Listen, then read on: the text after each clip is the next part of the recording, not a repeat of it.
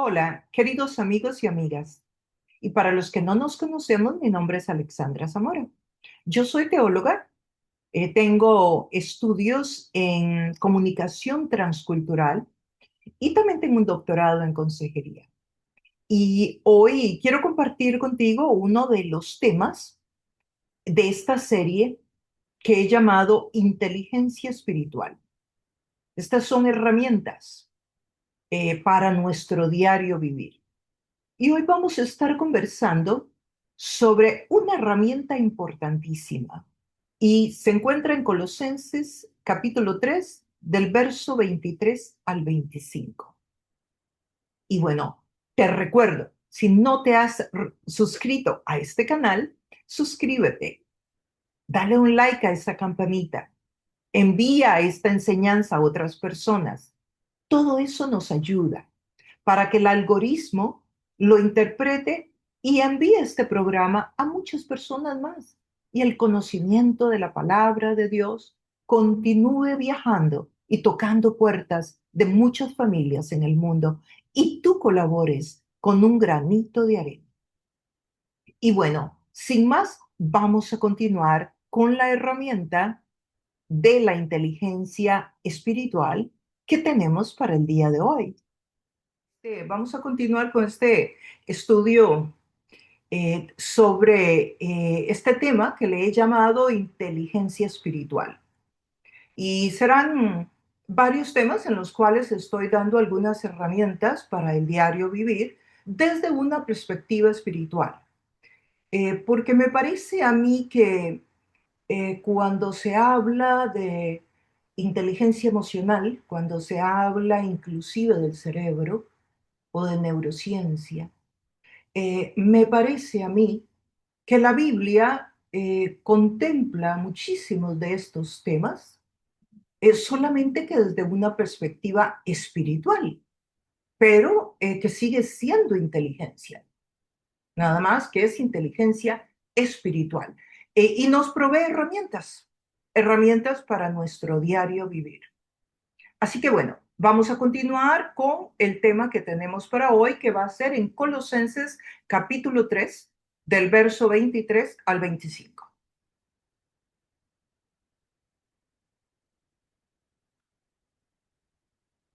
Leo para ustedes. Colosenses 3, 23 al 25. Dice el texto de la siguiente manera: hagan lo que hagan, trabajen de buena gana, como para el Señor y no como para nadie en este mundo, conscientes de que el Señor los recompensará con la herencia. Ustedes sirven a Cristo el Señor. El que hace el mal pagará por su propia maldad, porque en esto no hay favoritismos. Este es un verso, un texto eh, enviado a la iglesia de Colosenses. La carta a los Colosenses fue escrita por el apóstol Pablo alrededor de los años 60 o 62 antes de Cristo, durante su primer encarcelamiento en Roma. Pablo escribe a la iglesia de Colosas. Colosas era una ciudad ubicada en Asia Menor, donde también están las 7 iglesias mencionadas en el libro de Apocalipsis, que sería actualmente Turquía. Probablemente esta iglesia en Colosas fue fundada por Epafras, uno de sus colaboradores, ya que Pablo aparentemente nunca llegó a visitar esta congregación. Colosas era una ciudad pequeña, pero ubicada en una ruta comercial muy importante.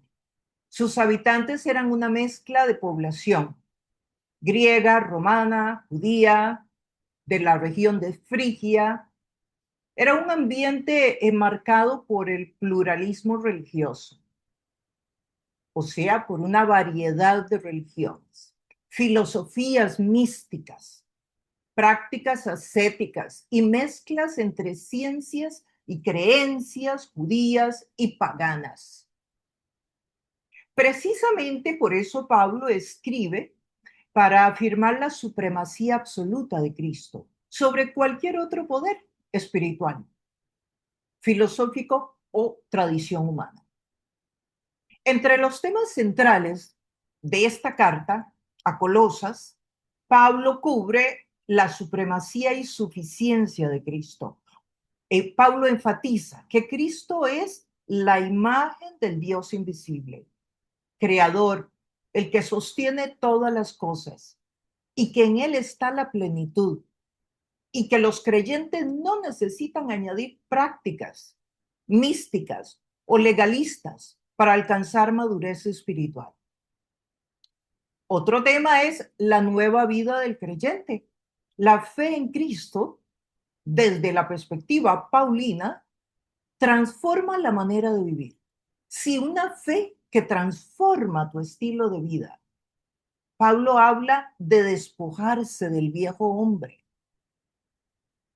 y vestirse de compasión, de humildad, de paciencia, de amor. Y cuando habla de despojarse, interesantemente, aunque no voy a profundizar, se refiere al ropaje, ¿sí? Como a quitarse el ropaje antiguo y a ponerse un nuevo ropaje.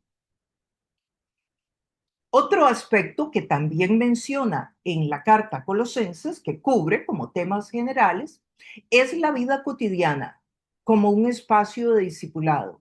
Pablo conecta la teología con las relaciones humanas concretas.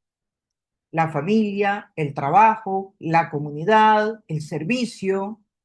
Colosenses 3, de los versos 23 al 25, surge precisamente en este contexto de la vida cotidiana, enseñando que aún el trabajo cotidiano debe hacerse como para el Señor y no para los seres humanos. Aquí Pablo dignifica incluso las labores más ordinarias. Vean qué belleza lo que el Evangelio hace. Dignificar a las personas que hacen trabajos humildes, recordando que el verdadero Señor va a recompensar en Cristo Jesús a todos, independientemente del tipo de trabajo que hagamos. En Colosenses 3, 25, 23 al 25, Pablo también confronta una tendencia humana muy antigua. Oigan qué interesante.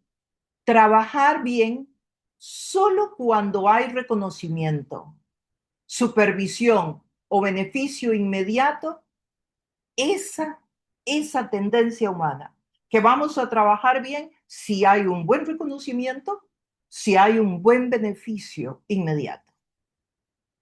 Aquí Pablo confronta esa postura. Él mueve la motivación del creyente desde la aprobación humana, desde la remuneración económica, hacia la fidelidad delante de Dios. En una sociedad jerárquica como la que existía en Colosas, donde estaban divididas las clases sociales muy marcadamente entre esclavos, amos, creyentes, donde muchos creyentes eran esclavos. Ahora, recordemos que la esclavitud del primer siglo no se parece en nada a la esclavitud que nosotros conocemos proveniente de África o la que hubo una vez en los Estados Unidos, etcétera. No era una esclavitud racista, era una esclavitud por conquista. Se conquistaban pueblos y esos pueblos quedaban como esclavos del imperio. Podían haber esclavos que tenían muchísima más educación que sus amos.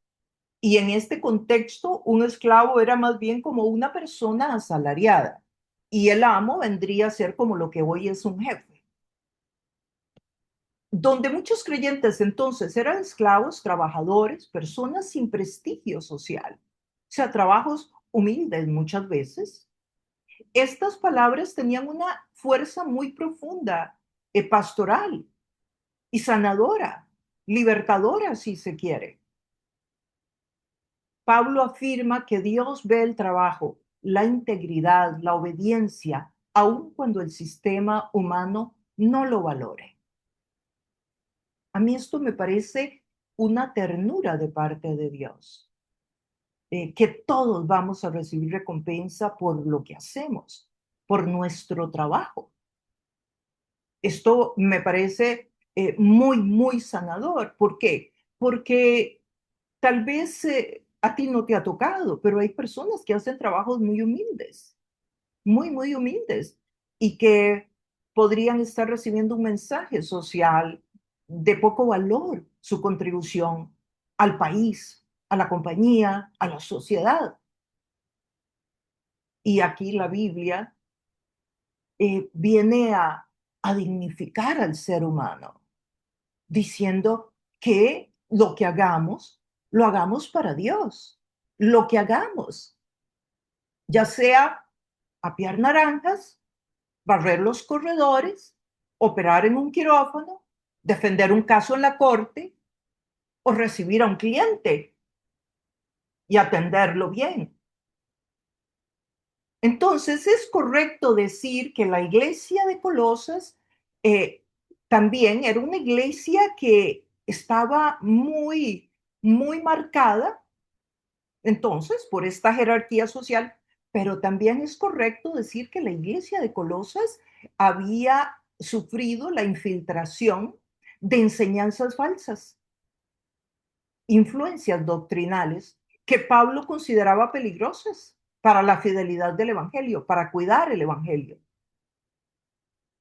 Sin embargo, tenemos que ser cuidadosos, ya que Pablo nunca identifica un solo grupo, como decir, eran estos o eran aquellos, pero voy a mencionar algunos de los textos para que Pablo menciona en Colosenses. Y todo esto, créame, va ligado al texto que vamos a estudiar hoy. Este contexto, que ustedes saben, si me conocen que yo soy buena por los contextos, me gustan los contextos, pero bueno, ¿qué pueden esperar de mí si mi educación es precisamente en comunicación transcultural? O sea, para mí el contexto donde se lleva a cabo la misión es sumamente importante, ya que yo creo que el mensaje bíblico es pertinente siempre y cuando se dé a una audiencia que está pasando por ciertos retos y desafíos, que eso es lo que hacía Pablo en la comunicación transcultural de Pablo. Pablo a cada una de las iglesias le enviaba una carta que tenía que ver con lo que ellos estaban lidiando, con el problema que ellos estaban lidiando, con las amenazas que esa iglesia estaba teniendo. Y eso es lo que se llama el contexto. Y en este caso, habían algunos elementos interesantes. Por ejemplo, había legalismo de parte del judaísmo. Algunos promovían reglas relacionadas con comidas, con no bebas, con días festivos, con lunas nuevas, con sábados. Eso lo encuentras en Colosenses 2:16. ¿Y qué significa cuando a la fe se le agregan todas esas extras, todos esos adornos que la fe no los tiene? ¿Sabes qué significa? Sugiere que Cristo no es suficiente para salvar y que entonces tenemos que dejar de comer carne tal día, tenemos que dejar de tomar tal otra cosa, tenemos que guardar tal día festivo, tenemos que hacer un ayuno, tenemos que sufrir para que el sufrimiento nos dé un empujoncito para entrar al cielo, ¿sí? Entonces, cuando hay un legalismo en una iglesia o en una comunidad de creyentes, donde la falda tiene que ir para abajo de la rodilla, donde el pelo tiene que ser largo, donde esto y lo otro, y un poco de tradiciones humanas, hoy día, que serían un equivalente del legalismo de los judíos en Colosas, estás diciendo que la salvación en Cristo no es suficiente y que hay que ayudarle para ser salvo. Ese es el mensaje que estás comunicando. Y la salvación es en Cristo. Sí, en Cristo. Solo por fe en Cristo. Y que había que añadir prácticas rituales para alcanzar la verdadera espiritualidad. Otro asunto que también estaba infiltrándose en la iglesia de Colosas era el ascetismo. Extremo, por cierto. Había personas que promovían una espiritualidad basada en privaciones físicas severas, flagelarse, No toques, no gustes, no manejes, no hagas, no, no, no. Sí, eso se llama ascetismo. Es todo aquello que viene a ser una negación de asuntos físicos. Todavía hoy lo encontramos en muchos grupos religiosos, donde los escuchas decir, bueno, yo voy a entregar este sufrimiento al Señor. ¿Estás diciendo que el sufrimiento de Cristo en la cruz no fue suficiente? ¿Que tú tienes que también sufrir y ayudarle un poquito? Porque la Biblia no lo dice. La Biblia no dice que tu sufrimiento te ayude a entrar al cielo o le ayuda a nadie a entrar al cielo. Lo que ayuda a alguien a entrar al cielo es Cristo crucificado y resucitado entre los muertos. Ahora, que un sufrimiento que tú lo pasas en la vida con la actitud correcta, eso va formando tu carácter, va formando el fruto de Dios en tu vida, sí.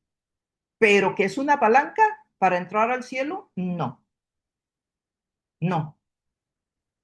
Y créame, teológicamente, bíblicamente, espiritualmente es grave. Es un pecado grave creer que se le ayuda a Dios con los sufrimientos que yo paso o con un poco de rituales que yo puedo hacer. Habían personas que promovían una espiritualidad basada en todas en privaciones físicas. Pablo critica esto porque pareciera que se le está ayudando a Dios, pero en realidad no hay una transformación interna del corazón. Otro aspecto interesante en la iglesia de Colosas era el culto o fascinación que había con los seres espirituales. Todo lo que fuera espiritual era una fascinación. Colosenses 2:18 dice, menciona adoración a ángeles y experiencias visionarias. O sea, había una fascinación con lo espiritual. Parece que algunos enseñaban que era necesario acudir a intermediarios espirituales para acercarse a Dios, disminuyendo así el sacerdocio de Cristo, la centralidad de Cristo. Para que tú y yo nos acerquemos a Dios, nosotros no necesitamos un intermediario. Tú no tienes que decirle a alguien tu petición para que ese alguien la presente a Cristo. ¿Por qué? Bueno, en primer lugar, porque la palabra de Dios dice que oremos a Dios, oremos al Padre en el nombre de Jesús. En segundo lugar, porque la palabra de Dios no dice que tenemos que ir a orarle a otra persona que está más cerca de Jesús, porque tú estás cerca de Jesús, lo tienes ahí mismo al frente tuyo. Vive dentro tuyo si tú eres creyente ya. Y si no eres creyente, con solo que lo llames, Él está ahí para ti.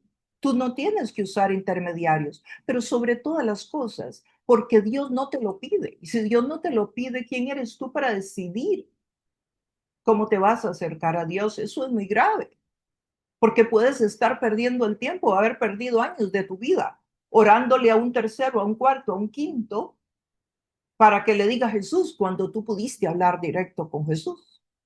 Y debiste, porque eso es lo que dice la Biblia.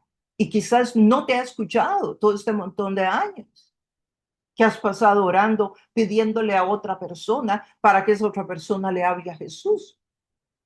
Si tú tienes que hablar con una hija tuya o con un hijo tuyo, ¿le vas a decir tú, vas a irle a decir al vecino que vaya y le diga a tu hijo algo? ¿O tú le vas a hablar a tu hijo directamente? Bueno, el sentido común te dice que le vas a hablar directamente. Y es que además, ¿qué te va a dejar más satisfacción personal? ¿Hablar tú con tu hijo directamente, escuchar su respuesta? ¿O estar usando el teléfono chocho de decirle a alguien para que ese alguien le diga y que entonces Jesús le diga a ese alguien y ese alguien te contesta a ti? ¿Qué sentido tiene? Es que no está en la escritura, pero además no tiene sentido común. Bueno, pues habían también mucho asunto con los ángeles. Y me parece que hoy hay como un boom con los ángeles. Y es que los ángeles están ahí al servicio, sí, de los creyentes. Pero los ángeles no pueden ser el centro. de nuestra vida espiritual, el centro de nuestra vida, Jesucristo. También había filosofías humanas, como filosofías, conocimientos superiores. Eran ideas sincretistas que mezclaban elementos griegos, místicos, religiosos, prometiendo un conocimiento espiritual más profundo que el evangelio sencillo de Dios. Sí, es como hoy, ¿verdad? Hoy nos encontramos con grupos que tienen como una olla gigante y en esa olla van echando un poco de cada una de las religiones, un poquito de hinduismo, la reencarnación, un poquito de budismo, los inciensos y los sonidos, un poquito de las oraciones a los santos, un rosario por acá, una velita por acá, o sea, y echamos todo en esa paila y ahí queda una sopa de religiones y eso nos parece mucho más sofisticado que el evangelio puro y sencillo, que es que cree que Jesucristo es el Señor, que Jesucristo es Dios y que vino a la tierra a morir por nuestros pecados y que resucitó al tercer día y ascendió a los cielos y está a la diestra de Dios Padre. Eso es el evangelio. Eso es el evangelio. Pero nos parece más sofisticada toda esta mezcla que no nos lleva a ningún lugar, que no nos lleva a ningún lugar y que si usted se mete a profundidad en los textos sagrados de cada una de las religiones, se va a dar cuenta que contradicen completamente el cristianismo. O sea, usted no puede llamarse creyente y al mismo tiempo estar creyendo que usted limpia la casa con un incienso. No. O que, por ejemplo, si usted enciende una vela, los espíritus se van para un lado o para el otro, dependiendo a dónde la flema de la vela se va. No, no es así. Estas filosofías pues existían. Y esto se los menciono también para que tengamos presente que en el primer siglo ya existían todas estas formas de espiritualidad. Ya existían todas estas filtraciones dentro de la iglesia. Y Pablo manda la carta contestando a estas infiltraciones. Entonces, cuando usted lee la carta, tiene que ponerse en los zapatos de la audiencia para entender por qué Pablo está mandando esta carta. Bueno, le está mandando porque ellos estaban pasando por estos problemas, por estas amenazas, por estos retos espirituales. Teniendo ese contexto tan rico que les he compartido, que espero que lo hayan disfrutado como yo lo disfruto, entramos a Colosenses 3, 23 y 25. Hagan lo que hagan lo que hagan, no importa qué. Trabajen de buena gana, como para el Señor y no como para nadie en este mundo. Qué sencillo, ¿no? Qué fácil de entender. Hagan lo que hagan. En primer lugar, este mensaje es para todo creyente. Quiero que sepan que este mensaje es para los creyentes. Esta carta era para la iglesia, no para las personas que no eran creyentes.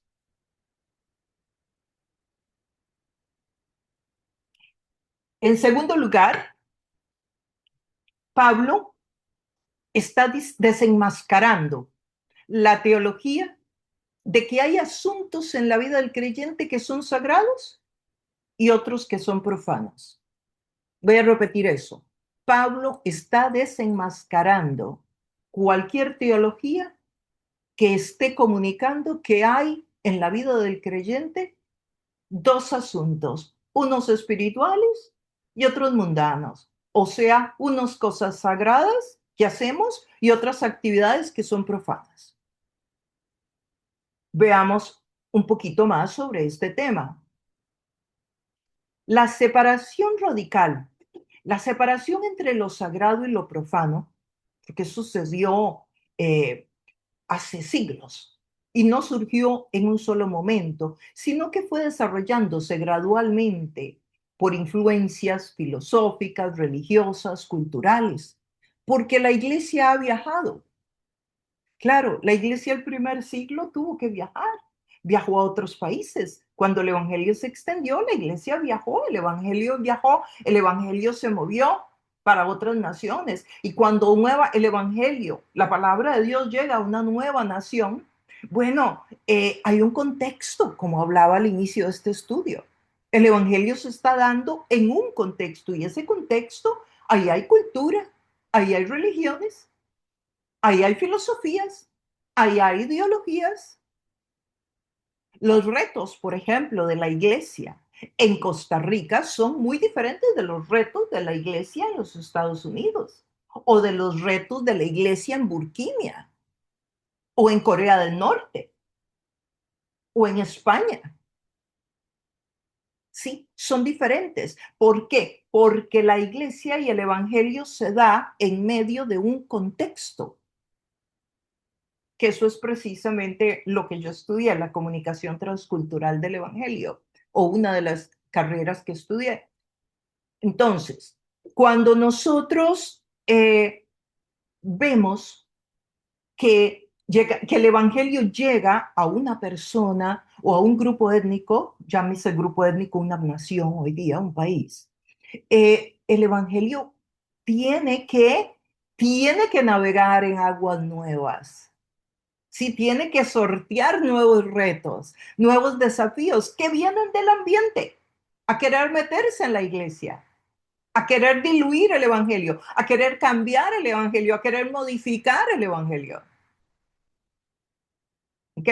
Entonces, todo eso es muy, muy importante para los misionólogos, para los que trabajamos en la misión a nivel global, pero para nosotros también, que estamos a nivel local también. El evangelio se fue, el evangelio, entonces, el evangelio pasó por varios países en el primer siglo, en el segundo, en el tercero, en el cuarto. Ustedes recordarán que Bonifacio, el emperador, se convierte y eso fue una tremenda influencia dentro de la iglesia y por lo tanto también de los textos bíblicos y la interpretación de los textos bíblicos. Claro, usted me dirá, Alexandra, pero ¿cómo? Entonces la interpretación puede cambiar. No, no debe cambiar. La interpretación de la Biblia es la misma que entendieron los creyentes del primer siglo, del segundo, del tercero y hoy. Debe ser la misma. Pero los agentes, los predicadores y los maestros, si no tienen un conocimiento sólido en la palabra de Dios, si no tienen raíces profundas en el estudio de la palabra de Dios, van a infiltrar cultura dentro del mensaje que predican. Van a infiltrar lo que está sucediendo alrededor. Y un ejemplo muy común. ¿En dónde surge la iglesia, esta ramificación de la iglesia hoy día